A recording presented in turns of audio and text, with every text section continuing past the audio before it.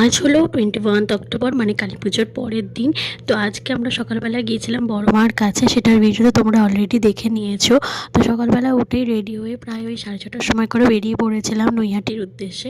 আমাদের এখান থেকে ডিরেক্ট বাস আছে, তো বাসে করে শিয়ালদা গিয়ে সেখান থেকে ট্রেন ধরে চলে গেলাম নৈহাটি।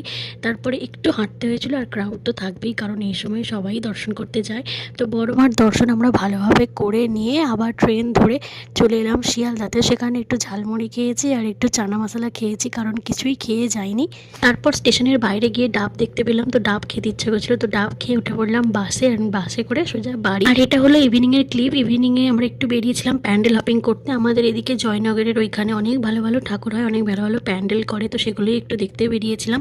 আর ওইদিকে আমার পিসির বাড়ি, তো সেখানেও একটু গিয়েছিলাম। তারপরে বাড়ি ফেরার পথে খেয়ে নিলাম এগ রোল। আর এইভাবেই কাটলো আমার দিনটা। তোমাদের কেমন কেটেছে দীপাবলি অবশ্যই কমেন্ট করে জানিও। দেখা হচ্ছে নেক্সট ভিডিওতে। টাটা।